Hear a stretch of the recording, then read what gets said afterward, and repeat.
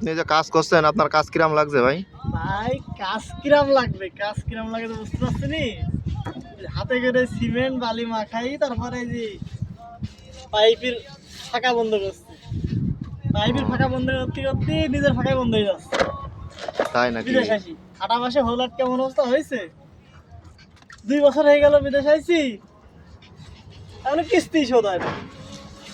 তো জীবনে কি করবো, বিদেশ খেটি কোনো লাভ খালি নাই। চললান বাড়ি চললান।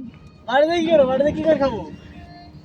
এখন থাকলে না 2 টাকা বাঁচতে পারছি, অল্প হোক বেশি হোক, তাহলে কিস্তি শোধ হচ্ছে, অন্য কিছু হচ্ছে না। তা বিয়ে থা করেছেন ভাই? বিয়ে তো আমার দূরের কথা, যেটা ইনকাম করি এটাকে আমাকে মেয়ে দেবে না, বলবে না চলে না। মেয়ে না দেয় মেয়ের মা তো দেবে না। এই কি কর, এই ইনকামে মেয়ে দেবে না। দেবে না ভাই, বিদেশে থাকেন না, মেয়ে দেবে না। কয়টা ইনকাম করি আমরা, তাও 70,000 ইনকাম করেন। 70,000 ইনকাম কাজ হয়।